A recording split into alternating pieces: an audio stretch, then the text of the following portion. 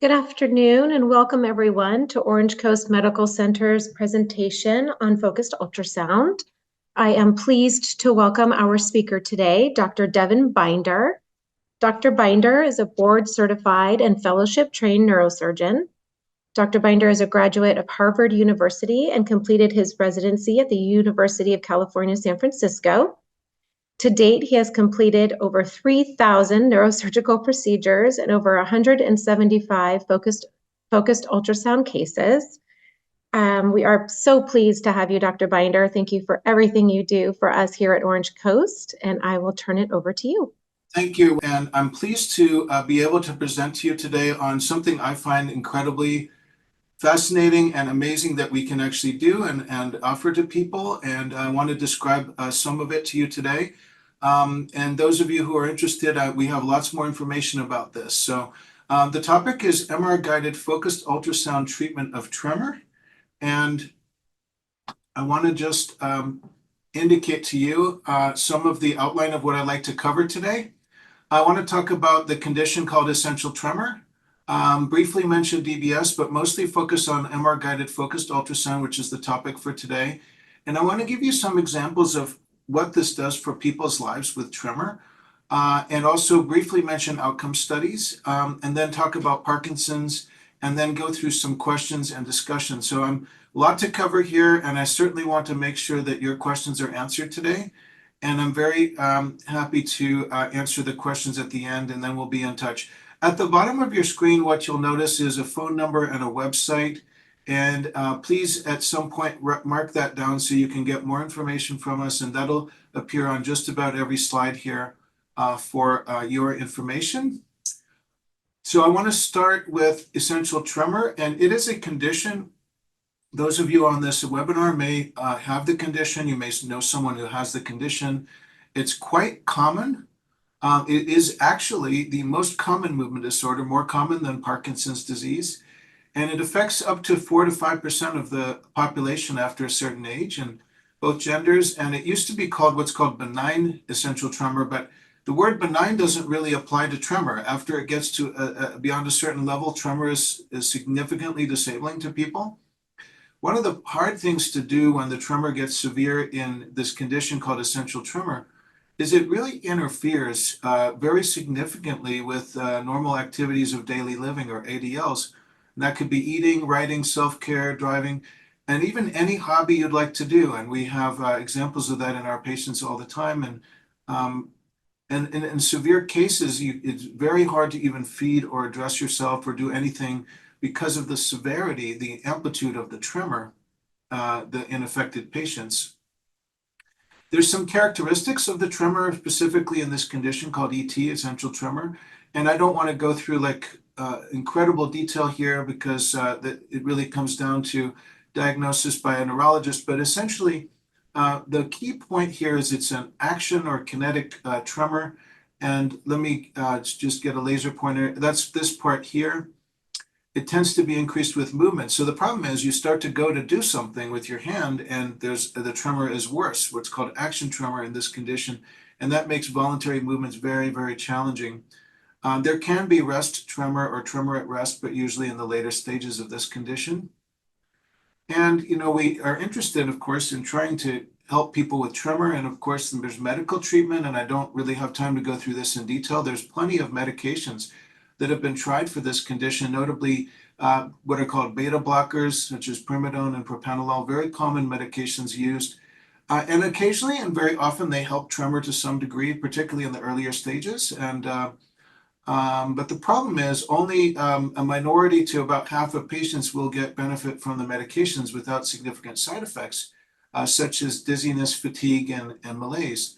So you have a situation where the medications aren't very good for this condition. So what would the desired treatment be for a patient with moderate to severe tremor unresponsive to medications? You want a safe treatment, at least as safe as possible, and we'll come back to this. You want something effective. You want something that gets rid of the tremor as much as possible, as long as possible. You want something that's as minimally invasive as possible because, of course, that tends to make things much safer. You want, of course, a positive impact on the tremor, and most importantly, a positive impact on quality of life. And that's really the most important thing is if we intervene in an individual, is their quality of life going to get better? If someone has a mild tremor that doesn't really bother them and we intervene and their quality of life is worse because of side effects, that's obviously the wrong thing to do. On the other hand, someone with a severe tremor where we can knock that down to a very much improved quality of life, that's what we're after. That's what we're going for. So we want to take a patient, if you can see the bottom here, this is what we call an Archimedes spiral diagram. Someone with moderate to severe tremor is trying to draw spiral diagrams and draw straight lines, and you can see actually how quite severe the tremor is. And after the treatment, we can see that the tremor is much better, and we can evaluate that very routinely and very quickly with just the writing sample here in a patient who's right-handed. You can see now all of a sudden you can see what the person's name is because they can actually write their name. And it's much better. So this is obviously an example where we certainly hope to have improved this person's quality of life with treatment. And I'll show you how we try to do that.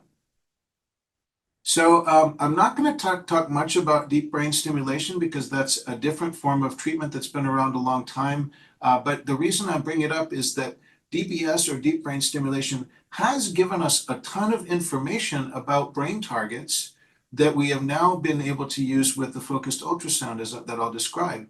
And so the various brain targets for DBS, we now understand a lot about the brain, about exactly what targets control tremor and how that works in the brain. And I'll just explain to you one little piece of human neuroanatomy, which is quite important to everything that we do.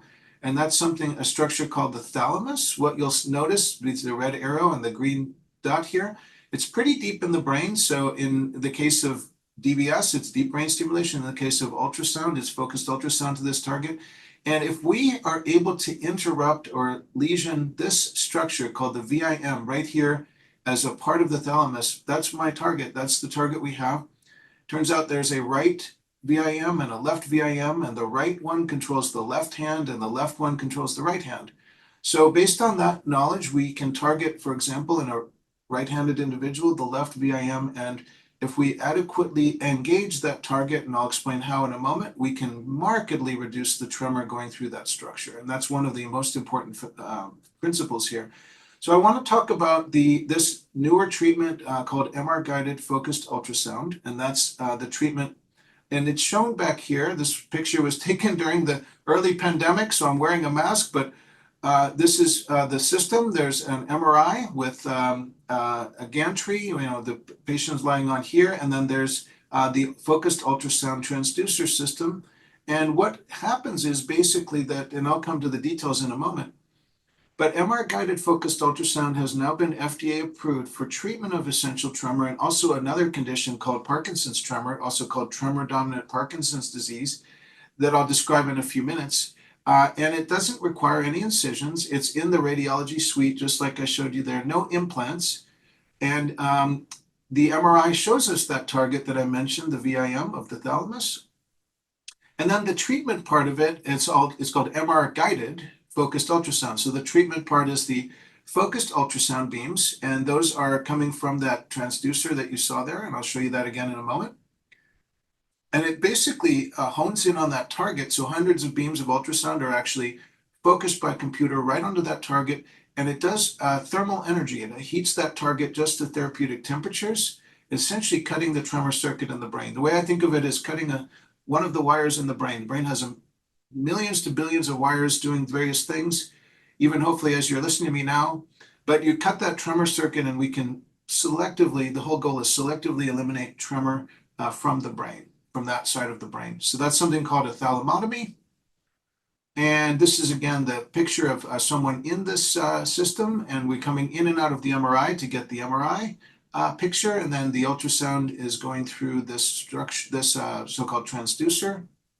And this is a little schematic animation of how it works. The person is in there. We make them as comfortable as possible. We have all sorts of local anesthetic and pillows and blankets. And then the beams of ultrasound will focus in on the brain target that we select based on the MRI. And then that is the form of treatment. Then there's a few details of this. On the day of the procedure, the patient's head does have to be shaved.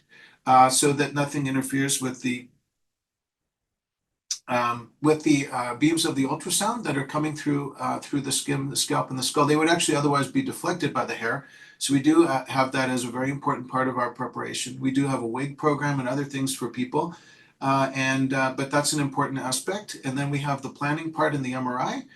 There is a frame placed on the head. We do that extremely carefully with a ton of local anesthetic and keep people as comfortable as possible through this and give medication. Then we're testing the tremor during the treatment to make sure we're in the right spot. In fact, we can see during the treatment, and I'll show you examples of this, the tremor is getting better before our very eyes as we engage the target.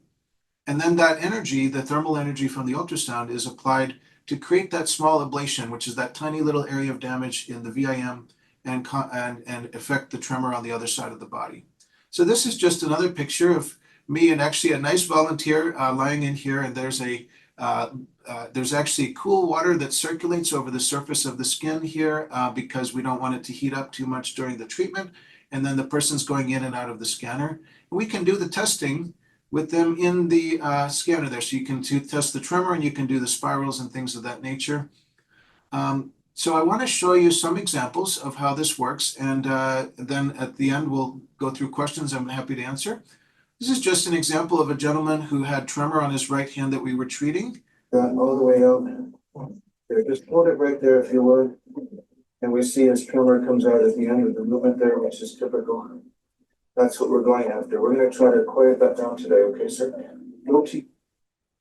Then after the treatment, we see that his right hand is much more, we did the focused ultrasound, and now his right finger is much more still. Have a look at your hand here.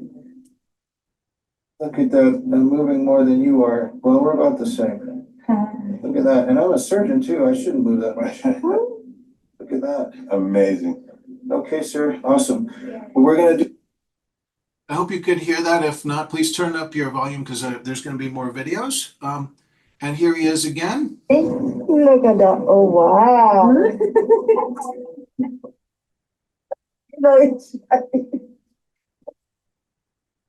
It's like, Look at that. look at that. I can hold the glass. I can hold the glass. Wow. I can hold that cup.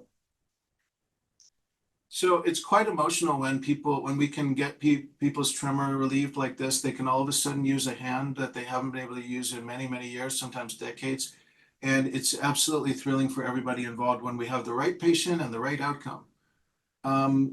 What's interesting also is we get an MRI the day after. This is an example, and you can actually see on the MRI this so-called target lesion, or almost looks like a little Cheerio. And we see that to verify. We always do this the day after the procedure to verify that we've hit the target. It's kind of a report card or feedback for us that we're in the right spot. And that's something we do very routinely after this procedure. Here's another example of a woman that we treated who had a great outcome. Is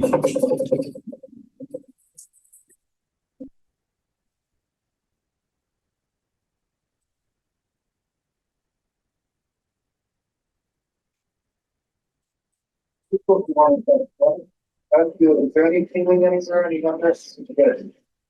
Been higher. Yes. Yeah. Get to 55 there.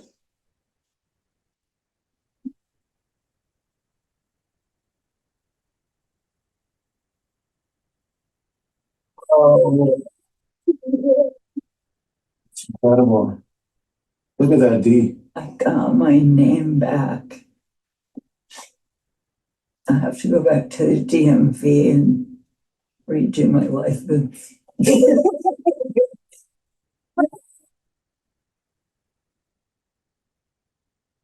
So this is actually pretty typical for what we see before and after the treatment. Here's some more examples. I challenge any of you to be able to read this very nice gentleman's signature here, but then as we go through the treatment, what you'll notice is by the end, he's able to write in beautiful cursive, probably better than I could do with doctor's handwriting, Larry Bowman. So this gentleman, and by the way, I should mention all of our patients that are on here have kindly agreed to let us use their information and their names. So we definitely take that confidentiality very seriously.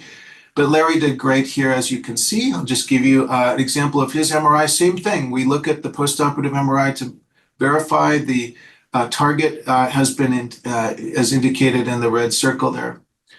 Here's another gentleman. Actually, you saw this one before. I think you know already this gentleman's name is Dennis, but we have to see after the treatment. You can see all of a sudden after the focused ultrasound treatment now, he can write much better. So we can see really before our very eyes when we engage the target, when it works like this, it's fantastic. And again, same thing. And I will say we use the MRI as well to see whether there's any swelling or other issues after the procedure that we can help with medications and things like that. But the recovery is usually pretty quick from these, and I'll go through that. I won't have a lot of time to go through studies, but it's important to recognize that there were some very important colleagues of mine who are absolutely leaders in the field who did these early studies, and this was published in 2016. And basically, based on this study, which was published in this New England Journal of Medicine, the FDA approved the treatment MR-guided focused ultrasound for essential tremor on 7/11/16. So it's been approved ever since 2016, and we started our center in 2020. So it's been a huge advance in being able to use this technology. And you might notice, I could tell you that this first study was just at 12 months. So one of the questions was, how long does this last for? Is this only temporary? And indeed, there was a study that came out more recently in late 2022.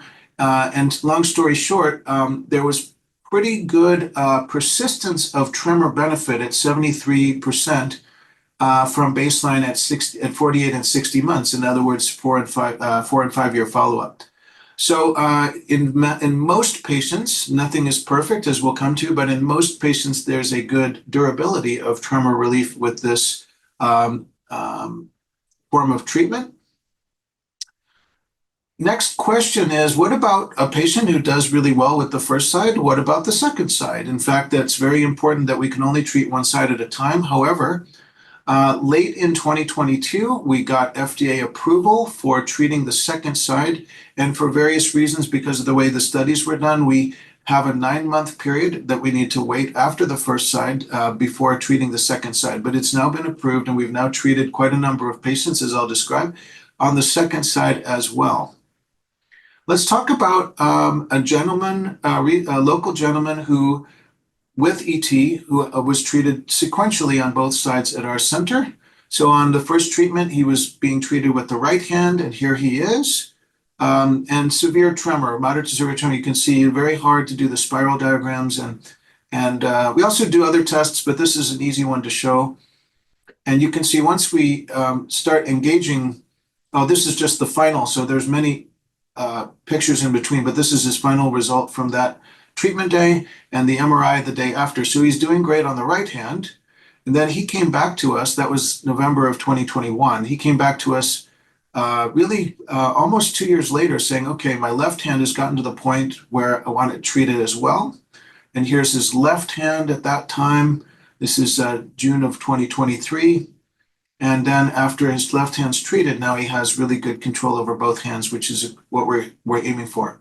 And in that case, it's the other side of the brain that has the lesion on the MRI. What you'll notice sometimes, which is interesting, is there's some residual of the other side because of the first lesion. So that's kind of always a confirmation for us that we've hit the target. Well, I want to talk about the risks, because this is a very important form of treatment now for people with tremor, moderate to severe tremor, unresponsive to medications or poorly responsive to medications or with side effects. So what risks do we have? And in fact, we know them pretty well because we've been doing this now for a while, and I'll show you our overall experience in a moment. But all of the literature is really agreed on the following risks: unsteadiness or imbalance that can occur after the treatment. And we've gradually adjusted the target to be a little bit more safe for that issue, but we certainly do have people that have unsteadiness or imbalance temporarily after the procedure, and even some more chronically. And numbness or tingling in the hand or face. If we notice numbness or tingling during the treatment, we can actually adjust the target so we can avoid that. Even today, this morning, we did a case just like that, where the person might have had numbness or tingling, and we adjusted the target. Dysarthria refers to difficulty with speech articulation. Thankfully, that's not very common, but we have seen it at least temporarily in our patients. And dysgeusia is a term for altered taste sensation. Taste is very important to all of us, and we don't want long-term issues with taste, but we certainly have seen that temporarily in some patients. And by the way, all of these risks or potential risks or side effects have been reported by other centers around the country. Recurrence of tremor, we talked about the 5-year study about how most patients were still in with great tremor control, but we have seen some patients where there's some tremor that comes back. Now, it's not always to the level of where it was before, but it certainly is a concern when that happens. We can consider retreating or treating with alternate forms of therapy. This is our experience to present. We've treated 154 first side patients and 23 second side, meaning the other hand, after the first one was treated more than 9 months prior.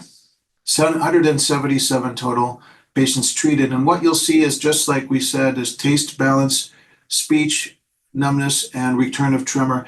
Those are the complication risks, and most of these are diminishing and just temporary. But again, there is a subset of patients that will have some tingling or numbness. We do have patients, for example, that they had such severe tremor that they're like, okay, even though I had little tingling in my fingers, just get rid of my tremor and I'll be happy. So overall quality of life may be really much improved in someone where their tremor is gone, even if they end up with a tiny patch of numbness around their mouth or their fingers. Obviously, we're trying to avoid it, but these are the risks of the treatment.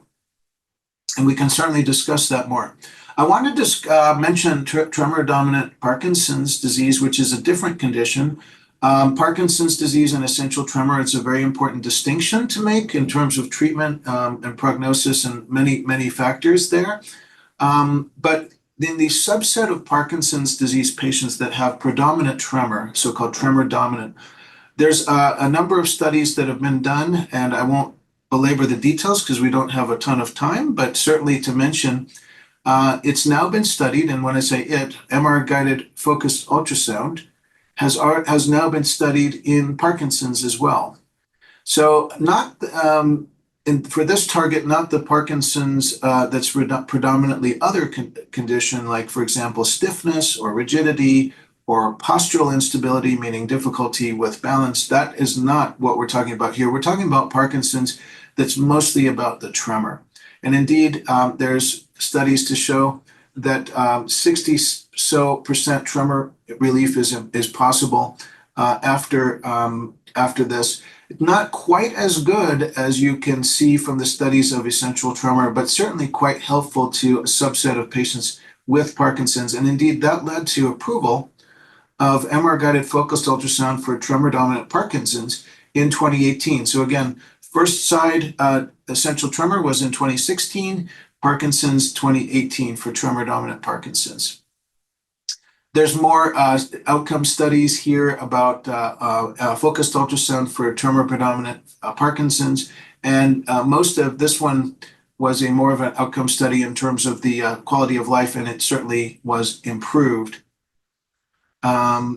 Although the risks appear to be slightly different based on what study you look at, the outcomes are that tremor is improved. So again, would be an option for patients with tremor-dominant Parkinson's disease.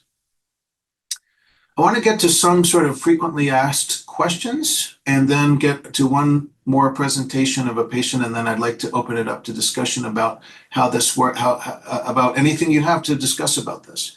So one question comes up, and of course, a very important question: how do I know, or I or my family member, relative, friend, a candidate for surgical treatment of tremor? When I say surgical, I mean either MR-guided focused ultrasound or deep brain stimulation, something beyond medications. And really, it's a pretty broad category, and that is the following. So if you are a patient, or this person that you care about is a person with essential tremor or tremor-dominant Parkinson's, and you have moderate to severe tremor, unresponsive to medications, or the medications are causing severe side effects. And by the way, as I mentioned, the beta blockers can cause major side effects in people, everything from impotence to malaise, fatigue, hypotension, meaning blood pressure that's too low, lots of problems with those medications. could be a candidate for surgical treatment, either the ultrasound or the deep brain stimulation. And then the next question that comes up, which is really almost an entire hour to discuss all the details, and it's all very individualized, is an individual person a better candidate for a DBS, the surgical treatment with the brain stimulator, or the MR-guided focused ultrasound, which we're talking about today? And it's so many factors that go into that it's beyond the scope of this, but it's an individualized discussion, and anybody who is interested in having that discussion, and we are happy to open up our center to you and discuss the individual's consideration of that. Just as an example, and this is too much to go through, but I decided to create a little table about this, and everybody can go through, and I'm happy to provide this if you can't write it down, obviously, all very fast. And there's various pluses and minuses based upon a person's medical history and all of those types of things based on their candidacy for these things. Let's talk a little more about the screening for MR-guided focused ultrasound. There's actually something very interesting, which is that all of us on this webinar and have different skulls. And you probably haven't thought about it a lot, but your skull density is something that we would be very interested in if you were a candidate for MRG-FUS. And it turns out that a head CT, a CAT scan of the head, tells us everyone's skull density ratio. It turns out that an SDR greater than 0.40 is required, and FDA and Medicare require this for MR-guided focused ultrasound. It turns out that the lower your skull density, it's harder for the ultrasound beams to focus on the target in the brain. Well, thankfully, most of the population do have an SDR greater than 0.40, which makes it them candidates for this if they have, obviously, severe tremor. This question of the head shave is important. I had mentioned it earlier, but basically the ultrasound waves do not travel well through air. So water is used actually as a conductive medium, and then the smooth shaven scalp and a silicone cap that I showed you briefly enable a tight interface with the transducer. So basically the ultrasound beams are going from that transducer through the water, and then they're hitting the skin without being deflected by hair. So that's why we have to shave the head. Not in men, not a goatee or a beard, but certainly above the ears. So what do we have as a summary? Then I want to give another example and open it up to questions.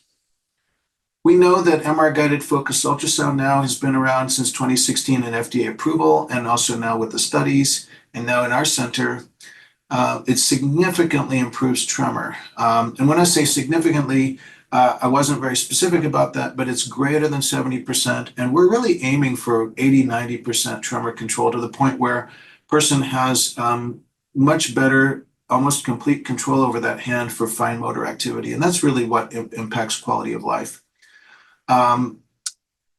And it's supported by what we call class 1 evidence, which means that randomized sham controlled trials show that it works. The risks are understood. The risks are significant in terms of we are very concerned about risk, but we do everything we possibly can to minimize the risk of this treatment.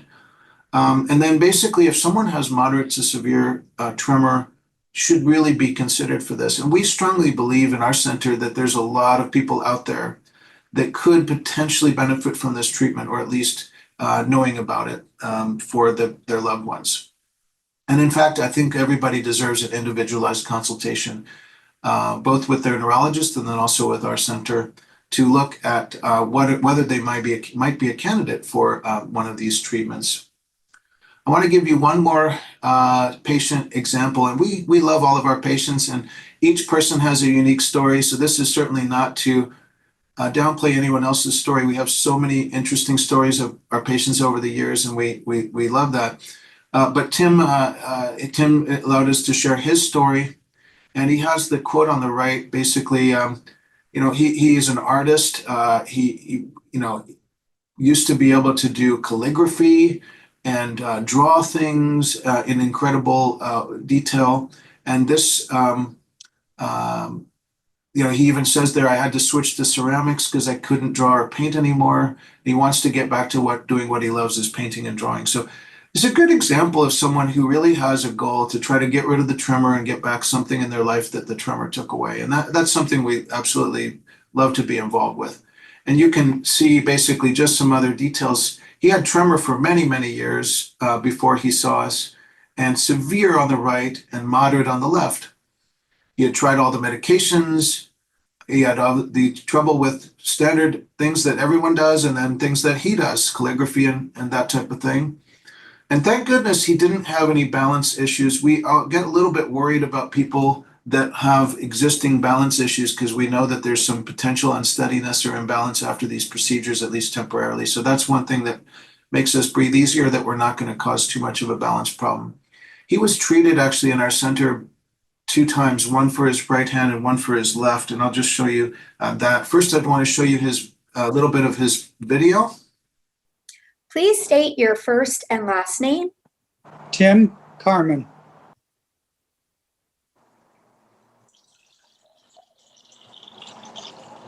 See,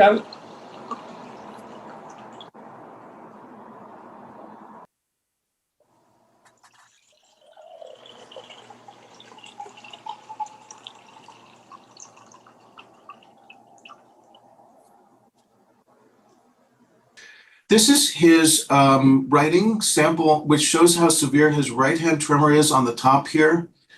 And on the bottom, what you'll see, and that's the top, and the bottom you'll see is left hand. At that time, it wasn't as bad. And that's January of 2023. And then we treated this hand. And what you'll notice is this is kind of when he's sitting, and then when he's supine in the scanner, we can actually do this where it's quite severe. He's doing the best he can, but there's a lot of tremor with this. And then we engage the target, and you can see it's getting better. And then we engage more, it's getting even better. And then by the time he's done with the procedure, it's looking like this. So he got back, basically close to 100% control of his right hand, which is absolutely fantastic. You can see how beautiful his writing is, and he's able to go back to things like calligraphy with that hand. And the MRI again shows that target lesion that we're looking for the day after. So then he goes along, and then he decides, okay, he wants to treat the left hand. So here he is earlier this year, February of 2024, and his left hand has gotten worse, and here it is. And we treat that here, as you can see, to the point where he got a lot better control over that left hand as well. Now, with left-handed people, it's harder to write anyway, but he got a much better control over that left hand, and we have the MRI to show the target on the other side. So in general, this gentleman now is doing great. Tim is doing great after both hands being treated. And he, in fact, has been very helpful to us getting the word out to the community about this form of treatment. So our patients are also experts on this and advocates for it as well. We thank him for that. I want to just mention the team. This is actually, I'm just the neurosurgeon doing this. There's a whole team here of people that include MR technicians and nurses and administrators and facilitators and coordinators and all sorts of people. In particular, I want to mention my coordinator, Angie, and then Teresa and Aaron, who are on this webinar, who are really the force behind this, along with Aaron Hotrishin, who's our wonderful administrator. So we have just an incredibly supportive medical center. It's really quite remarkable. I have to say this, I don't like to be self-congratulatory, but we are the busiest, or we have done the most cases in California since 2020. And it's because of the team that we've generated here. And this is just the 100 celebration, but now we're, as you know, at 177 cases. So with that, I just want to open it up to questions. The last thing I want to show you, though, is that there's some great websites. Those of you who are interested in this, you can go to, I strongly recommend those of you with a research orientation about all this, you want to understand all of the studies that are ongoing. There's an absolutely incredible website called fusfoundation.org, which stands for, of course, Focused Ultrasound Foundation.org. What's absolutely amazing, and of course, this is way beyond what I'm talking about now, is that this technology, focused ultrasound, access any place in the brain, is now being used for all sorts of things, such as brain tumors, epilepsy, other conditions. So it's absolutely amazing. It's a technology it's revolutionizing my field in neurosurgery. And Sanjay Gupta, one of my neurosurgical colleagues, who many of you know is a CNN medical correspondent, has a whole episode on Vital Signs, his program about this, called Sound You Can't Hear But May Change Your Life. Again, I would also point you towards the website there, which is our website of our program, and I'll be more than happy to take any questions or discussion items. Thank you for your attention. Thank you so much, Dr. Binder. That was fantastic. We do have a few questions that were posted in the chat. The first question was asking if the head had to be shaved, and I know you did discuss that, that it is the entire head that has to be shaved, correct? That's right. I'll just go back to the reason for that. And yeah, it's a really good question. The situation is this: if we left any hair above the ears, the ultrasound beams actually have to go through from all that entire helmet thing. It's called the focused ultrasound transducer. It's kind of like this whole planetarium thing that's over your head. And the beams, there's like hundreds of beams, and they're all coming from different angles. Some of them are coming from right above your ear. Some of them are coming from the top of your head, the right, the left. And in fact, the computer, this is where the engineers are the real geniuses, that I don't know how they did this. They figured out how to combine the energy from all these beams of ultrasound to focus in on a brain target deep in the brain. And that is the technology. So the problem is, if you have any hair, those beams, which are basically like sound waves, the ultrasound is, it's a wave, it will be deflected by the hair. So in fact, our nurses in our center actually are very, very good at shaving the head very closely, because it's very important that we don't have any deflection of those beams, because if we have any deflection of those beams, then of course we can't treat the brain target. I hope that helps. Yes, very much. Thank you. And I was going to ask our neuroscience navigator, Erin Manker. Erin, if possible, can you discuss a little bit about our WIG program? I certainly can. We have been informed that we're one of the few facilities in the country that offers a complimentary wig fitting and complimentary wig for our MR-guided focused ultrasound patients. So generally, the day after, when the patient has had their follow-up MRI scan, we bring them upstairs and we spend some time with them. Sometimes they bring images of their hair from before or hair that they wish they had, and we spend our time going through the hundreds of wigs we have available, and they get to walk home with one. Fantastic. Thank you. My pleasure. And Dr. Binder, there's a question about whether or not Medicare covers the procedure. Yeah, it's a great question. Thankfully, the answer is yes. And again, we have this limitation of just the skull density ratio that we talked about, that there's a screening process, and head CT will tell us, let's say, okay, so we see a patient in the clinic, or we sometimes do Zoom appointments, kind of telemedicine appointments too. Let's say someone seems like they're a great candidate, we go through everything, then we can order the head CT, which is the next step, and we see what the skull density is, as we talked about. If it's in that range where we can treat, then yes, Medicare will cover the procedure. We absolutely can get it covered. Fantastic. Thank you. Another question. We have somebody who's mentioned that they have some mild tremors right now. They've had them for about 10 years. And they haven't taken any medication, but they're wondering, and they would really prefer not to take medication. So they're wondering, should their tremors get worse, are they still a candidate for the procedure if they haven't tried medication? Yeah, it's a great question. Sometimes get this question because there are a lot of people, including myself, that I don't really want to just take medication just to take medication. And I completely understand that. Here's the thing though, we are very careful about that particular item. And the reason is this: if we're going to put someone through a brain procedure, we obviously want two things to be true. Number one, they should be a good candidate. What does that mean? That means their tremor is moderate to severe and it's interfering with their quality of life. So that's one point. If your tremor is currently mild, then it's probably not the time yet for that, but that's kind of your judgment. Is it interfering with your activities? Tremor is different in each person. There might be one person who can tolerate a tremor, and other person, they want to do fine calligraphy and it's not adequate, it's not good, they want to fix it. So everybody's in their own situation. But the second point is, we actually do have, under the FDA guidelines, to have medications need to have been tried. So to answer that question, absolutely, we do have to try medications. Doesn't mean they have to be tried for 10 years, without an effect. We have patients where they come to us with a pretty severe tremor and they just haven't been tried on the right medications for whatever reason. In fact, we have cases where they've been, let's say, misdiagnosed with Parkinson's. And this is actually not that uncommon. I'll give you an example. So a patient comes into my clinic, they have a pretty severe tremor, and they're on a Parkinson's medication. No offense to whoever doctor they were with, but it wasn't the right medication for them.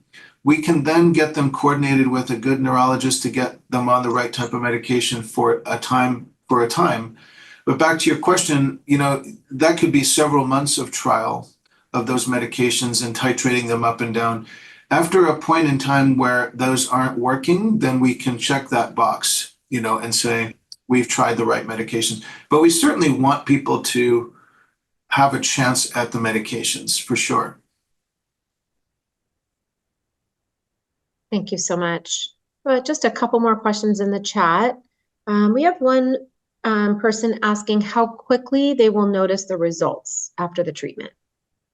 Yeah, it's really a great question. The amazing thing about this form of treatment, really compared to anything else I've ever done in my career, is that you see it immediately. And it's because that as soon as you heat up that little spot of brain, and I know that sounds dramatic because it is, you could be just getting it up to 50 degrees, 51 degrees, which is what we do during the procedure to see whether we're in the right spot. And it actually is reversible. At a certain temperature, if we just heat up a little spot in the brain to test if it's the right spot, we don't have to lesion there. We don't have to create a permanent damage there, but we want to make sure it's like a test to see if it's the right spot. And that's where we do those spiral diagrams right away and things like that. But the answer is it's immediate. Literally right after the procedure, the person has a complete change in their life. And that's the best part. Now, it can evolve. It can change over the next few days to weeks as they get used to the way their hand is working. And in fact, it usually gets a little bit better. So that's, but it's a good question. It's really immediate. It's that same day. Thank you. It's amazing. Couple questions around coming from out of town. So one person asked if they're coming from out of town, do they need to be in person to have that initial personalized consultation that you spoke about earlier? Yeah, the good news is no, we don't have to do that. We actually have a program where you can send in a video of yourself and your tremor, just like you saw Tim's video. He had sent in that little 5-minute video that we can organize for anyone from outside of town. And you could see that he had a video of where he was doing the spiral diagrams and you didn't see this part of the video, but he was pouring water from glass to glass, and there was a lot of tremor, spilling the water, that type of thing. So we can do that, and then I review that with my colleagues, and then we see, okay, then we set up a Zoom, basically, and we can discuss with that individual, thank you for your information, very much appreciate it. We had a chance to review it, and now we want to talk to you about the procedure. So in fact, that a large part of that discussion can occur remotely. We have treated people from various parts of the country. In fact, because we were a relatively earlier center in 2020, we developed our center actually over the pandemic. There were people coming from, and Teresa, you know this at least better than I do, people coming from not only California, Northern California, but Nevada, Arizona, Utah, Nebraska. I remember a few from Texas. So we did a lot of Zoom meetings with those folks, and then we would be absolutely sure to go through their whole medical history, make sure it made sense, and then they would come into town and we would do the procedure. And that actually leads perfectly into the second part of that question was, how long do they need to be in town for the procedure? Okay.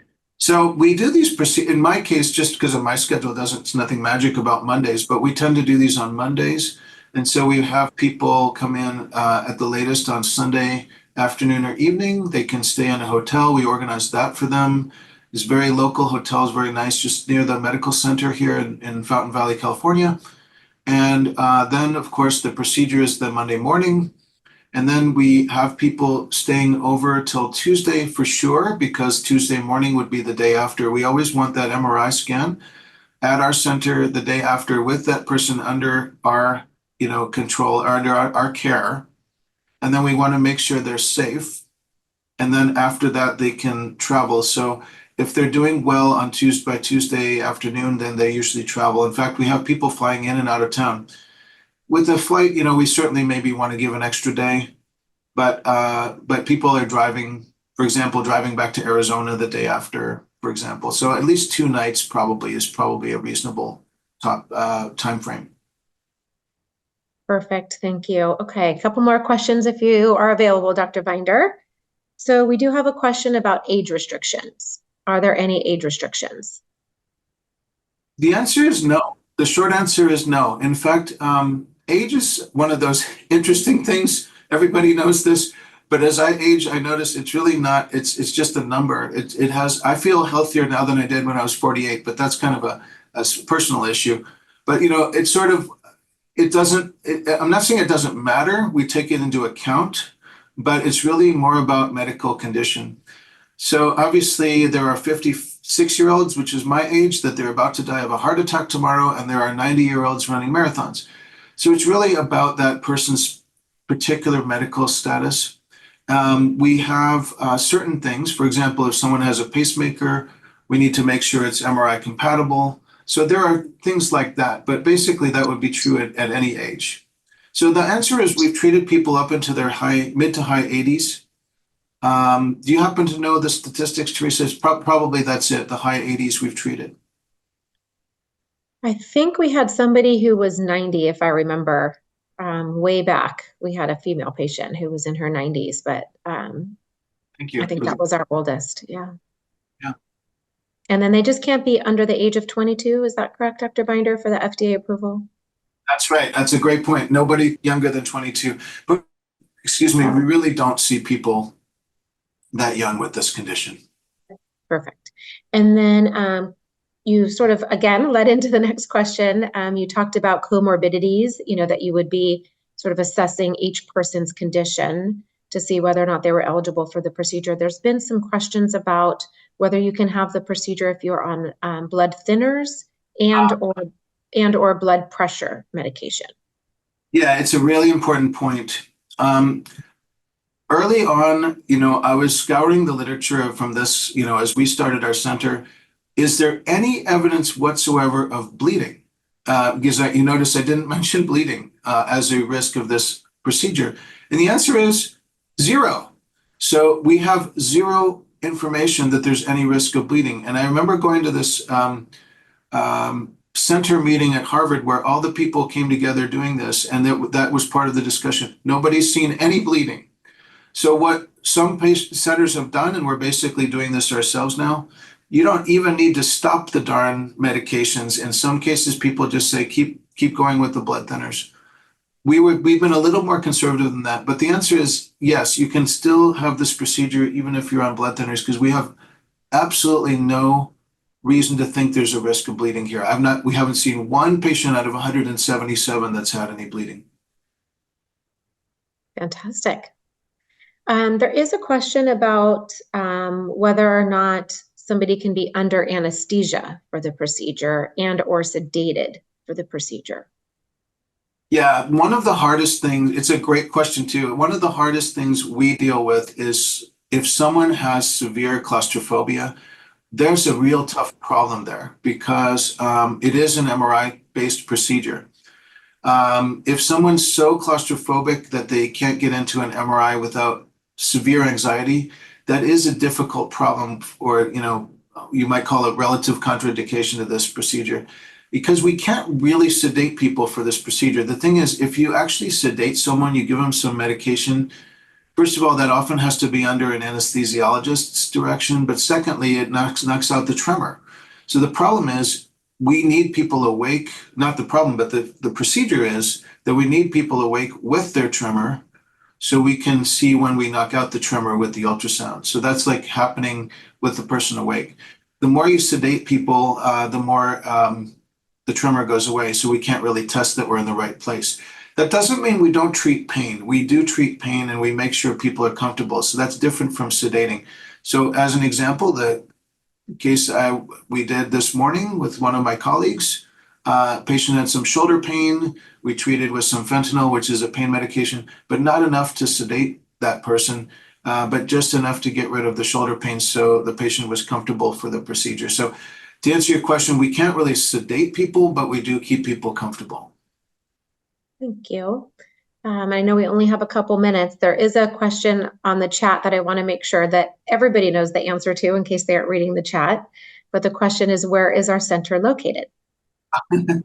That's a great question. So we're in Orange, California. I'm happy you're answering that question, which means you're not from here. That's great. We'd love to have you.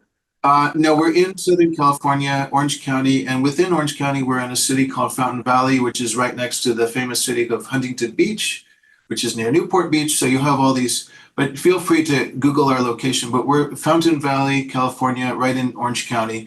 And a great place to visit if you are, spending a few days getting your tremor controlled and then doing something else.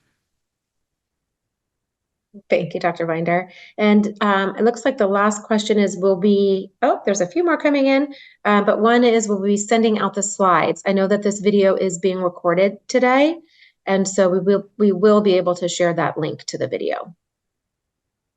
And then is there an in-person follow-up after the initial consultation? Yeah, it's a good point. So that's kind of depends on the person's situation. So let's say that they're a local patient of ours that comes to our clinic routinely. Then, of course, we're happy to see the person back. If they're an out-of-town patient, then we often will follow up by phone or Zoom. So there's different situations there. In a scenario where someone doesn't really have any side effects and they're doing great, we certainly still have follow-up by phone, but we don't necessarily need to make them fly back to Orange County or anything like that. We can follow up with their local neurologist, see how they're doing and things of that nature. So it's kind of individualized that way. But we certainly won't be, requiring people to have to make a second trip if they're doing well. Thank you. And our program navigator, Erin Manker, that we heard from earlier, does follow up with everybody even up to a year after the procedure. So we do have quite thorough follow-up after the procedure, even if it's remote. Well, that puts us till just about 5 o'clock. So I want to thank you very much, Dr. Binder, for sharing your expertise and experience and wisdom with us. We very much appreciate all of this information. And as I said earlier, this video is being recorded, so we will be able to share the link with everyone. And I just want to thank everybody on the Zoom today for joining us today. And please don't hesitate to reach out.